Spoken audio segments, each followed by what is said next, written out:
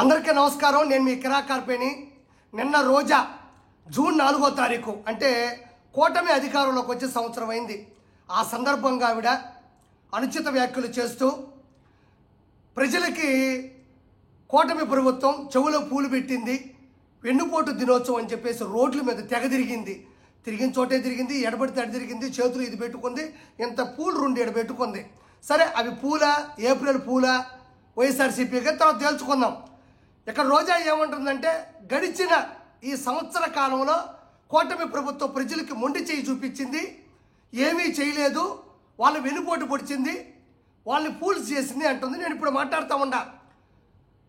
ఈ గడిచిన కాలంలో పింఛన్లు జగన్మోహన్ రెడ్డి హయాంలో గెలిచిన మొదటి నెలలోనే 3,000 రూపాయలు పింఛన్లు ఇస్తానని చెప్పి జగన్మోహన్ రెడ్డి అంటే 4 సంవత్సరాలకి కానీ 3,000 చేయలే.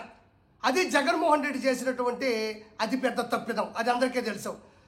అదే చంద్రబాబు నాయుడు గారు హయాంలో గెలిచిన వెంటనే మొదటి నెలలోనే పాత అమౌంట్ 3,000తో కలిపి 7,000 రూపాయలు 1వ తారీఖు ఇచ్చి ఈ రోజున కూడా 4,000 రూపాయలు నాయకులే జనాల్లోకి వెళ్ళి పింఛన్ డబ్బులు టెన్షన్గా 1వ తారీఖు అందిస్తున్నారు. ఇది ఒక అద్భుతం. తర్వాత అన్నా క్యాంటీన్లు ప్రజలకి 5 రూపాయలతోనే కడుపు నిండా అన్నం పెట్టేటువంటి అన్నా క్యాంటీన్లు జగన్మోహన్ రెడ్డి హయాంలో ఆయన ప్రభుత్వంలో నిలవన కూల్చేసి చంద్రబాబు నాయుడు గారి అక్కసుతో చంద్రబాబు నాయుడు గారికి ఎక్కడ పేరు వచ్చేస్తుందని భయపడిపోయి వాటిని కూల్చివేసి అందులో పశువులు కొట్టాములు గాను గంజాయిలు తాగే వాళ్ళకి అడ్డాగాను అదేవిధంగా అక్కడ చిత్ర విచిత్రమైనటువంటి పనులు చేపించాడు జగన్మోహన్ రెడ్డి. అదే చంద్రబాబు నాయుడు గారు రాగానే 200 పైచీలకు అన్నా క్యాంటీన్ని రీఓపెన్ చేసి 5 రూపాయలకే మంచి భోజనం పెడుతూ మన్ననలు పొందుతూ ఉంది కూటమి ప్రభుత్వం. అదేవిధంగా టిట్కో ఇల్లు గత ప్రభుత్వంలో అంటే 2014-2019 మధ్యలో కొన్ని లక్షల టిట్కో ఇళ్ళని 95% చంద్రబాబు నాయుడు గారు పూర్తి చేసి వెంటనే ఇద్దాం అనుకున్న సమయంలో ఈ మహానుభావుడు అధికారంలోకి వచ్చిన తర్వాత కొన్ని వేల కోట్ల రూపాయలతో వాటికి వైఎస్ఆర్సీపీ కలర్లు ఇప్పించాడు తప్ప ఏ ఒక్కరిని కూడా పేదవాడిని లోపల పంపివ్వలేదు. ఆ వేల కోట్ల రూపాయల కలర్లో పెట్టిన డబ్బుల్ని ప్రజలకి వాటికి మరమ్మతుకు పెట్టుంటే ఈరోజు ప్రజలందరూ కూడా మంచి గూడులో ఉండేవాళ్ళు. అది కూడా పట్టించుకోకుండా కూడా జనాల్ని మోసం చేశాడు. అదేవిధంగా mega DSC notification Jaganmohan Reddy హయాంలో నేను మెగా డిఎస్సి నోటిఫికేషన్ చేస్తాను, టీచర్ల పోస్టులు భర్తీ చేస్తాను, జాబ్ క్యాలెండర్ ఓపెన్ చేస్తానన్నాడు. ఏది చేసింది లేదు. చంద్రబాబు నాయుడు గారు ఈ ప్రభుత్వం రాగానే 16,347 టీచర్ పోస్టులు భర్తీ చేసే దిశగా మెగా డిఎస్సి నోటిఫికేషన్ కూడా జారీ చేయడం జరిగింది. ఇది చాలా గొప్ప విషయం. అదేవిధంగా మద్యం సంపూర్ణ మద్యపాన నిషేధం చేస్తున్న జగన్మోహన్ రెడ్డి అని మద్యపాన నిషేధం చెయ్యకపోగా నాసి రకమైన మద్యాన్ని మంచి మంచి బ్రాండ్లన్నీ పక్కన పెట్టి ఎవరైతే ముందాగుతారో వాళ్ళ లెవెల్తో ఆడుకొని ఆడవాళ్ళ పుస్తులు తెంచే దిశగా ముందుకు వెళ్ళాడు. డిజిటల్ ప్రాసెస్ మొత్తం పక్కన పెట్టి మొత్తం డబ్బుల్ని తాడేపల్లి ప్యాలెస్లో పెట్టుకొని లెక్క పెట్టుకున్నాడు. అదే చంద్రబాబు నాయుడు గారు రాగానే మంచి మంచి బ్రాండ్లు పెట్టి నాసిరకం కాకుండా డిజిటల్ ప్రాసెస్తో ముందుకెళ్ళి కొన్ని కోట్ల రూపాయలు కూడా ప్రజలకు ఉపయోగపడే దిశగా వెళ్తున్నాడు. అదేవిధంగా రోడ్లు జగన్మోహన్ రెడ్డి హయాంలో రోడ్లు స్విమ్మింగ్ పూల్ లాగా ఇంత బావుల్లాగా ఉంటే ప్రజలు భయపడిపోతూ ఉంటే ఒక్క తట్ట మట్టి కూడా వాటి మొహాన కొట్టకుండా విపరీతమైన ఇబ్బందులు పెడితే కూటమి ప్రభుత్వం రాగానే ఈరోజు రోడ్లు ఎంత అద్భుతంగా ఉన్నాయి, వాళ్ళు లక్ష్యాన్ని ఎంత త్వరగా సాధిస్తున్నారు వెళ్తున్నారు అనేది నేను ప్రత్యేకంగా చెప్పనక్కర్లేదు. ఈరోజు అద్భుతమైనటువంటి రోడ్లు హైవే లాగా ఉన్నాయి. పల్లెటూరులో కూడా ప్రతి ఒక్కరూ కూడా హర్షిస్తూ ఉన్నారు. ఇది చాలా గొప్ప విషయం. అదేవిధంగా పాత పిల్లల యొక్క స్కాలర్షిప్లు అలానే ఆగిపోయింది. 1,000 కోట్ల రూపాయలు నారా లోకేష్ గారు విద్యాశాఖ మంత్రి నారా లోకేష్ గారు వెంటనే హయాంలోకి రాగానే ఫీజు రీయింబర్స్మెంట్ చేశాడు. అందరి కళ్ళలో ఆనందం చూశాడు. వాటి గతిని కూడా అధోపాతాలానికి తీసుకెళ్ళింది జగన్మోహన్ రెడ్డి. అదేవిధంగా ఈరోజు ఆలోచిస్తే ఆవిడ అంటుంది రోజా ఆర్కే రోజా రోడ్ల మీద పట్టుకొని తిరుగుతూ ఉన్నది. ఏంటంటే ప్రజల్ని వెన్నుపోటు పొడిచాడు. నేను ఈరోజు చెప్తా ఉన్నా, సూపర్ 6 అమలు కాబోతుంది. సూపర్ 6 అమలు కాబోతా ఉంది. అన్నా క్యాంటీన్లు, టిట్కో ఇల్లు, పింఛన్లు, మెగా డిఎస్సీ ఏదైతే ముందుకెళ్తుందో ఆగస్టు 15వ తారీఖు ఫ్రీ బస్సు కూడా అమలు కాబోతా ఉంది. అందరూ కూడా మహిళలు ఫ్రీ బస్సు ఎక్కి సదుపాయాన్ని కుదుర్చుకోవచ్చు. అదేవిధంగా రైతు భరోసా, అన్నదాత సుఖీభవ ఈ రెండు కూడా ఈ మంత్లో కూడా నెక్స్ట్ మంత్ లోపు కూడా వాటిని కూడా సమర్థవంతంగా ఇస్తామని చంద్రబాబు నాయుడు గారు కూడా మహానాడులో కూడా చెప్పడం జరిగింది. అదేవిధంగా మిగతా 3 కూడా అత్యంత సమీప దూరంలోనే అమలు కాబోతున్నాయి. ప్రజలారా, నేను మిమ్మల్ని కోరుకునేది ఒక్కటే, ఏదైతే జగన్మోహన్ రెడ్డి మనకు ఊరికి వెళ్తాం, అక్కడికి వెళ్ళిన తర్వాత ఏం మావా నెల్లూరుకు వచ్చామంటాడు. ఏ లేదు మావా, ఎక్కడుండాలో అర్థం, అదే ఎక్కడో ఉండడం ఎందుకురా, మా ఇల్లు ఉంది, నేను ఇంతకుముందు ఆ ఇంట్లోనే ఉన్నాను, నీకు తాళం ఇస్తాను, అక్కడే ఉండు, సర్వ సదుపాయాలు నేను తాళం ఇచ్చేసి ఆ పిల్లోడు పోయినాడు. తర్వాత ఆ ఇంట్లో పోతే స్టవ్ లేదు, గ్యాస్ లేదు, లైట్లు లేవు, టీవీ పగిలిపోయి ఉంది, పాల్ సీలింగ్ లేదు, బెడ్ లేదు, ఇంత కింద ఫ్లోర్ కూడా క్లీన్గా లేదు. అంటే ఏదైతే అతను చెప్పి లోపలికి ఇల్లు చూస్తే ఎంత దారుణంగా మనం షాక్ అయినామో, జగన్మోహన్ రెడ్డి ఏదైతే ప్రభుత్వపు లెక్కలు మనకు చెప్పి వెళ్ళాడో ఎన్ని అబద్ధపు లెక్కలు, 14 లక్షల కోట్ల రూపాయల్ని లూటీ చేసి అప్పులు చేసి ఆంధ్రప్రదేశ్ని అధఃపాతాళానికి తొక్కేసి వెళ్ళిపోయాడు. ఈరోజు అదే చంద్రబాబు నాయుడు గారు అవాక్కైపోయాడు. దొంగే, దందాదారుడే, అబద్ధాలు చెప్పేవాడే, హత్యా రాజకీయాలు చేసేవాడే, కానీ ఇంత దారుణంగా 14 లక్షల కోట్లు అప్పు చేసి ఉంటాడని చంద్రబాబు నాయుడు గారు కూడా ఊహించలేకపోయాడు. కాబట్టి ఇప్పుడు ఆయన చేసిన అప్పుల్ని వడ్డీ కడుతూ సూపర్ 6ని అమలు చేసుకుంటూ రోడ్లు ఒకటి కాదు కదా, అన్ని దారుణం నీచేతనిస్తే దిగజార్చారు. కాబట్టి ప్రతి ఒక్కటి చాలా సంస్కారబద్ధంగా చేసుకుంటూ ముందుకు వస్తున్నాడు. అన్ని అమలు కాబోతున్నాయి.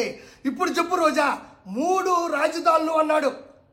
పవన్ కళ్యాణ్ గారు 3 పిల్లల మీద పెట్టిన శ్రద్ధ 3 రాజధానుల మీద ఏ రోజున జగన్మోహన్ రెడ్డి పెట్టాడా? 3 రాజధానులు ఈ ప్రపంచ చరిత్రలో ఏ నాయకుడైనా ఏ సీఎం అయినా అమలు చేస్తాడో మాట ఇచ్చాడా? అది చెప్పి ఒక ఇటుక పేర్చింది లేదు, పరిపాలన అందించింది లేదు.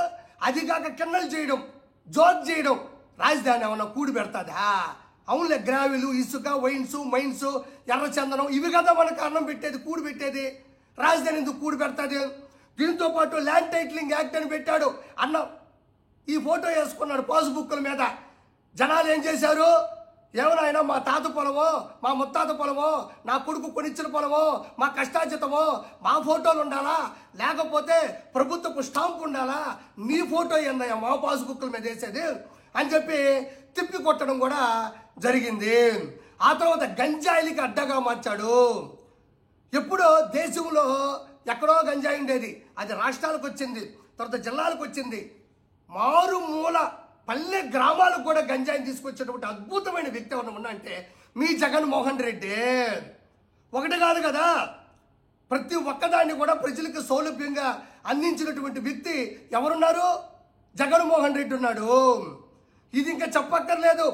ఎక్కడైనా ఉదాహరణ చెప్పాలంటే సర్వే రాళ్ళ మీద అన్నబొమ్మే, క్రికెట్ ఘాట్ల మీద అన్నబొమ్మే, ఏ ప్రభుత్వ కార్యాలయం చూసినా అన్నబొమ్మే, తిరుమల కొండ మీద అక్కడ పనిచేసే వ్యక్తులకి గవర్నమెంట్ ఇచ్చేటువంటి స్థలాల పాసు పుస్తకాల మీద కూడా అన్నబొమ్మే. అందుకే ప్రజలకు అన్నకు బొమ్మ చూపించారు. అది కాక సొంత చెల్లిని, కన్న తల్లిని, బాబాయిని పైకి పంపాడు, బయటికి పంపాడు. ఇవన్నీ నీకు తెలుసు కదా, ఎలా మాట్లాడుతావు నువ్వు? చంద్రబాబు నాయుడు గారు 1 yearలోనే 14 లక్షల కోట్ల రూపాయలు అప్పున్నా కూడా 75 సంవత్సరాల వయసులో కూడా నవ యువ కుర్రాడులాగా పరిగెడుతూ స్వర్ణాంధ్ర దిశగా పరుగులెడుతున్నాడు. నేను ఇప్పుడు ఒక మాట చెప్తా ఉంది రోజా, ఏంటంటే ఆవిడ చెప్పే మాట ఏంటంటే కొంచెం అనుచిత వ్యాఖ్యలే. ఈవీఎం మిషన్లు మోసం చేశాయి అంటుంది రోజా. ఒకటి గుర్తుపెట్టుకో, ఈవీఎం మిషన్లు అనేవి ఆర్కే రోజాను జగన్మోహన్ రెడ్డి కాదు మోసం చేయడానికి. అవి ఈవీఎం మిషన్లు ప్రాణం లేని, చలనం లేని వస్తువులు. అవి జగన్మోహన్ రెడ్డో రోజానో కాదు, నిలువున మోసం చేసి దోచుకొని దోపిడీ చేయడానికి. 2019లోనూ మోసం చేయలేదు, 2024లోనూ మోసం చేయలేదు, 2029లో కూడా మోసం చేయలేదు. మీరు ప్రజల్ని మోసం చేశారు కాబట్టే ప్రజలు మీకు ఓట్లు వేస్తారని నమ్మించినట్టు యాక్టింగ్ చేసి కూటమి ప్రభుత్వానికి దద్దరిల్లేటట్టు ఓట్లేశారు. ఈవీఎం మిషన్ల మీద తొయ్యమాక. ఇంకొకటి, ఈవీఎం మిషన్లు అంటున్నావు, నీకు దమ్ముంటే, నీకు ధైర్యం ఉంటే ఈవీఎం మిషన్లు తీసేద్దాం. చీటీలు వేస్తారు కదా, గుర్తులు ఉంటాయి కదా, సైకిలు, ఫ్యాను, అట్లా మనము చీటీల పోలింగ్ పెట్టుకున్నాం. చీటింగ్ పోలింగ్ కాదు, చీటీల పోలింగ్ పెట్టుకున్నాం. ప్రజలందరూ వస్తారు, ఉదయం నుంచి సాయంత్రం అదా జరుగుతారు. ఈసీ ఉంటుంది, సిట్ ఉంటుంది, ఎలక్షన్ కోడ్లో అమలు జరుగుతుంది. కొన్ని వేల కెమెరాల సాక్షిగా అందరూ వచ్చి ఓట్లేస్తారు. ఈ 170 నియోజకవర్గాల్లో ఎవరైతే ఓడిపోయారో ఈవీఎంల వల్ల నీకు పూర్తి డౌట్ ఉంటుందో వాళ్ళకి ఎలక్షన్స్ జరిపిద్దాం. చీటీలు పోలింగే చేద్దాం, ఈవీఎంలు వద్దు. అప్పటికప్పుడే లెక్క పెట్టాలి. ప్రజలందరూ లైవ్లో చూస్తూ ఉంటారు, ఏ తప్పు జరగదు. నీకు దమ్ముంటే నువ్వు కానీ, మీ అన్న కానీ, మీ అన్నకు సంబంధించిన మనుషులు కానీ ఎవరైతే ఓడిపోయి ఉన్నారో వాళ్ళ నుంచి నిలబడి గెలవమని చెప్పు. తస్మాత్ నేను ఇక్కడి నుంచి వీడియోలు చేయడం మానేస్తా. నువ్వు ఎవరి మీద పోటీ చేయాలి, ఏ నియోజకవర్గంలో చేయాలి, ఎవరు ఓడిపోయినారో వాళ్ళ మీదే చేద్దాం పోలింగ్. గెలిచే దమ్ము నీకుందా? ఒకడు గుర్తుపెట్టుకో, నువ్వు ప్రజలకి పూలు పెట్టాయని చెప్పి నువ్వు పూలు పెడుతూ చెప్పాల్సిన అవసరం లేదు. వైఎస్ఆర్సీపీ ప్రభుత్వం హయాంలో ప్రజలకి పూలు కాదు మీరు పెట్టింది, పూల కుండీలు పెట్టారు. ఇంత పూల కుండీలు, ఈ ఎత్తుండే పూల కుండీలు ఏడ పెట్టారు. ప్రజలకు పూలు కాదు మీరు పెట్టింది, ఏప్రిల్ పూలు చేశారు మీరు. మన అన్న ఏమంత గొప్పవాడేం కాదు, మన అన్న దొంగ, హత్యా రాజకీయాలను ముందుకు తీసినటువంటి వ్యక్తి. కాబట్టి నువ్వు రోడ్ల మీద పడి ఒక కార్డు పెట్టుకొని చేతిలో పూలు పెట్టుకొని నువ్వు అరుసుకుంటా పోతా ఉంటే నమ్మే జనాలు లేరు. 100% ప్రజలారా, కూటమి హయాంలో, కూటమి ప్రభుత్వంలో, ఈ మంచి ప్రభుత్వంలో మీకు, మీ పిల్లలకు ప్రతి విషయంలో కూడా మంచి జరుగుతుందని నేను గుండెల నిండా ఆత్మవిశ్వాసంతో చెప్తా ఉన్నా. Thank you so much.